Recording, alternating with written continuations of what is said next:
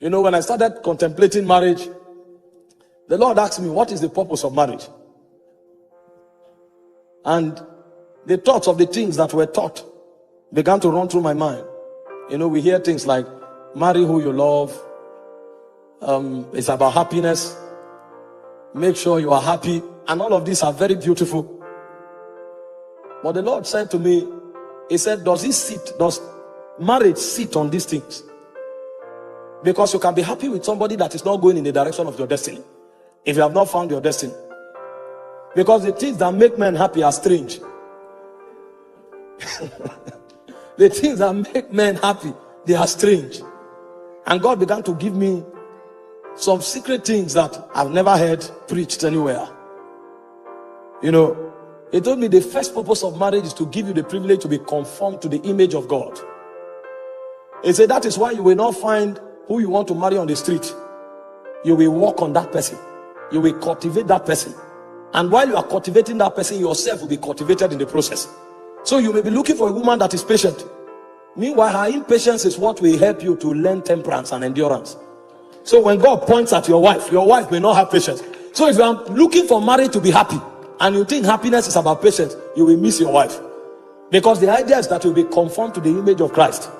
Meanwhile, the endurance that you don't have is our patience that will teach you that endurance. So God will deliberately allow you to marry her, and it may take you 6 years to cultivate endurance. And you will learn it by teaching her. That's a school of the spirit. So he said a higher purpose of marriage is for you to be conformed to the image of God. So that happiness will be captured in fulfillment, not in excitement. It is when you have cultivated her and the glory in her spirit begins to emanate. That's when you'll be fulfilled. It's in that fulfillment that you'll be happy. And I never saw it anywhere. So I began to, you know, I used to love tall and fair damsels. And my goal of happiness was to find a woman without blemish. When I went to pray, I gazed into the spirit and I contemplated a tall and elegant damsel, flawless in expression. He said, what I'm looking for is for you to be conformed to the image of God. So it changed my paradigm. So when the purpose of a thing is not known, the abuse is inevitable. He told me the second purpose of marriage is to preserve divine heritage. He said the reason you could trace Jesus back to Adam is because God trapped that divine order in a bloodline. So when men hide things, they hide them in a bank. But when God hides things, he hides it in men. So the choices of marriage is to help transfer eternal ordinations from one generation to another. So it is God's way of hiding dimensions of the spirit. So God will prefer you marry someone with a godly heritage than to marry a diva. Because God is trapping an ordination. And only in such vessels can eternal ordination be captured. I said, wow. I was not ready to marry. If I married 5 years ago, my wife would have been a goddess. But my ministry would have ended. It would have ended by now. He said the third purpose of marriage is worship. He said because it is in finding your wife that you will learn how to bend your will. Because worship is not a good song. Worship is the ability to conform to the will of the Father. So it is it's not what I desire, it's what you desire. Not my will, but thine. And he said it's in marriage that you will discover that. I said, wow. So when the purpose of a thing is not known, the abuse is inevitable. He said the fourth purpose of marriage is so that you can learn the mystery of oneness.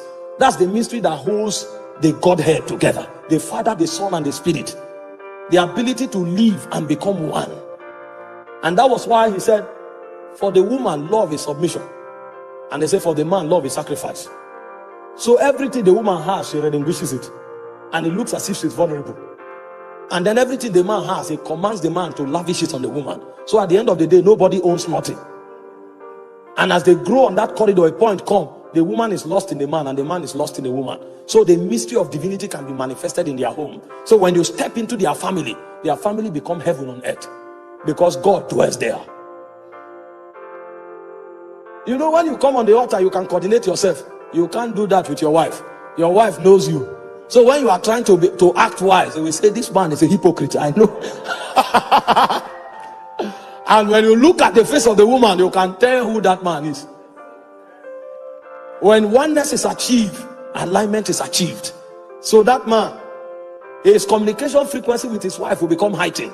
When he looks at that woman, he is saying much more than words can never articulate. That's a mystery. It's only in the Godhead that you find such mystery. That the Son can be on earth, he knows what the Father is doing in heaven. It's oneness. He said the fifth purpose is priesthood. He said when the purpose of a thing is not known, abuse is inevitable. So when we